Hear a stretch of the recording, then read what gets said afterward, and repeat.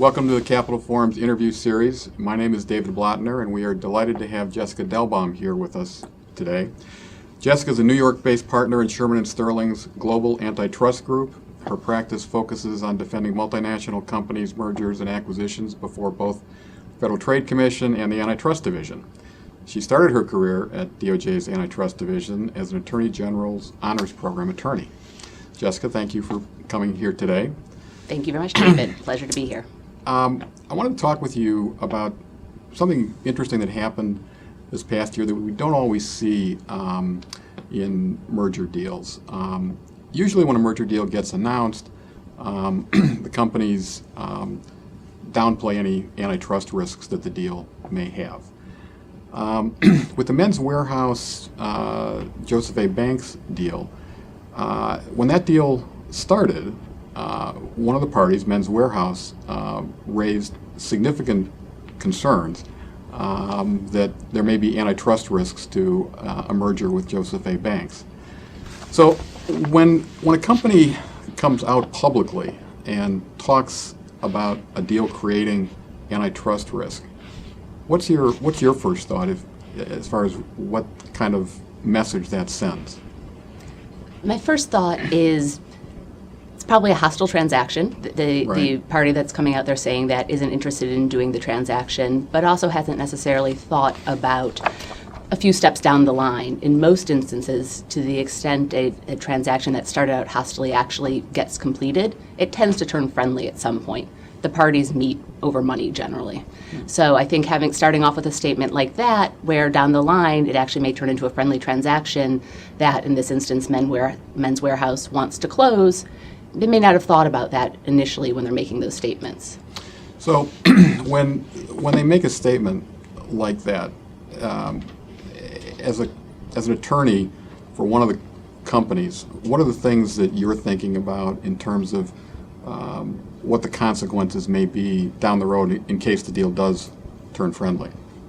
I'm thinking even if there was a possibility that an agency might have not noticed that there was an overlap here that they might want to investigate further, that if one of the parties to the transaction is saying, I think there could be a long, for example, FTC review with it, that the FTC is going to take a close look. Would that have happened regardless?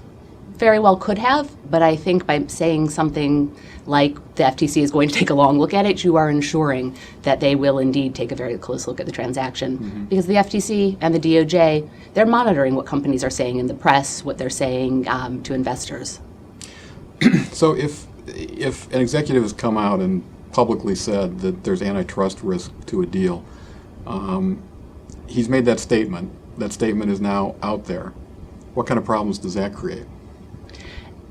I think it creates challenges that to think about strategically of what's going to happen down the line. Just because a company CEO, executive says there could be an antitrust review with this, don't know, what the result will be, doesn't necessarily mean that there actually are any substantive issues.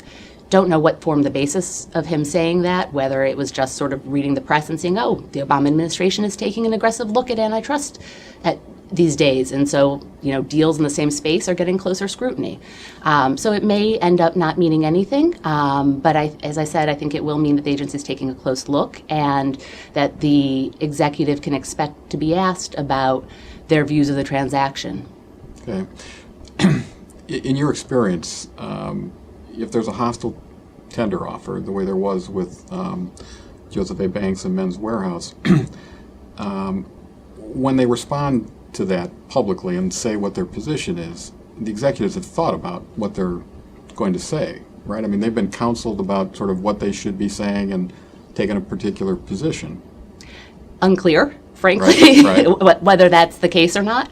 It could be, it might not be. Right. Would you want them talking about antitrust risk in terms of trying to sort of explain why they're not interested in doing a deal? Is that something you would advise a client to discuss publicly? So if we had representing a client that was the subject of a hostile tender offer would generally think that they want to take a neutral stance with respect to antitrust issues, both with the public and with the agencies, frankly.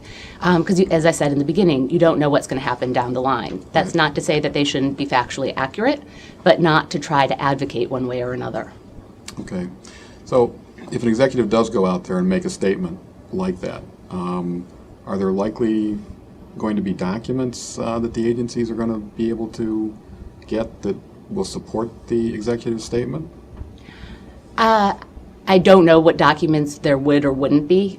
There tend to be documents, for example, that would go in with the filing, and even though the subject of an all-cash tender offer doesn't actually have to make the HSR filing to start the waiting period, they are obligated to make the HSR filing, so eventually they would submit their 4C, so-called 4C and D documents, which would talk about documents prepared by or for officers or directors that analyze the transaction with respect to, let's say, competition. So to the extent there are documents, those would go in. To the extent there were documents that reflected legal advice or legal strategy, those would be withheld as privileged, even if they were otherwise responsive.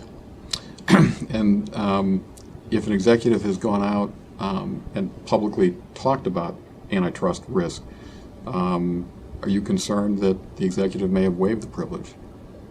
I think it is a provocative question. I wouldn't be concerned that they had actually waived the privilege simply by saying something like, think that this transaction will get a close look by the FTC and there could be issues. I think statements such as that wouldn't waive the privilege. They're not revealing the substance of communications with counsel, and a simple conclusory statement like that, I think, would not waive the privilege. Okay. Do you think it's going to attract the agency's attention, though, to trying to obtain privileged documents that they otherwise might not have been that interested in? I actually don't think it would cause them to seek and try and argue that they had waived privilege. I mean, in fact, recently in the US Air American Airlines transaction, the agency took the opposite position. The defendants in that transaction made a motion to the court saying that the government, when they were seeking from the government past their analyses of past airline mergers, saying by issuing closing statements, by writing an article, having the economics group write an article about these past transactions, the agencies waived privilege. And the DOJ said, no, we absolutely have not. And the court in the special masters came down and sided with the government, saying that these conclusory statements hadn't waived privilege. And I think there are other instances that are similar. So I don't know that the agency would seek to say, you've waived by making this general statement out there. Would they still ask the factual predicates? Absolutely. But I think they would do that regardless of a statement that an executive had made. Okay. And as far as trying to prepare an executive who's gone out and talked publicly about the antitrust risks, that's certainly going to be fair game for asking him the basis for his statement, right? I mean, if he's being deposed by one of the agencies, if they do an investigation, he's going to get asked about that statement. He may or may not, and to the extent that he gets asked about it and that his public statement was based on advice of counsel, communications with counsel, I would advise him, whether it was under oath or just in an agency meeting, not to answer to the extent it reflects privilege. Again, to the extent the agency wants to ask underlying factual questions, who do you think your competitors are? What do you think customer reactions are going to be? That certainly isn't privileged, but to the extent making a general statement out there was informed by communications with counsel and responding to that would reveal those, I would advise him not to answer so that he doesn't waive. Right. Let me go back to one other thing that sometimes can happen in these hostile situations. The parties may come into the agency actually and try and persuade the agency that there's a problem in order to convince the agency not to approve the deal. What happens there if you've gone in and made a presentation and tried to explain why you think there's a problem on behalf of a client, and then the deal turns friendly?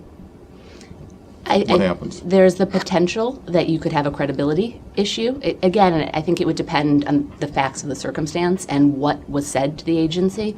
If part of it was, this is preliminary, we haven't gone out there and talked to folks, but, you might want to investigate for bump, bump, and bump. And then you later came back and said, well, we've actually done some more internal looking and talking to people, and we think blah, blah, blah, blah, blah, then I think it's less of an issue. But to the extent you said, we've got lots of customers out there who are very concerned, and they view, only us and Joseph A. Banks as their alternatives, and there's, lots of intense competition between us, and in fact, look at all these documents that say it, and then all of a sudden you say, but wait, we actually have this whole host, of boxes B and C that talk about competition with other retailers, and you need to consider those once it becomes friendly. I think you have a little bit of a credibility issue, but, the facts will be what the facts are. Jessica, I want to thank you very much for talking with us today.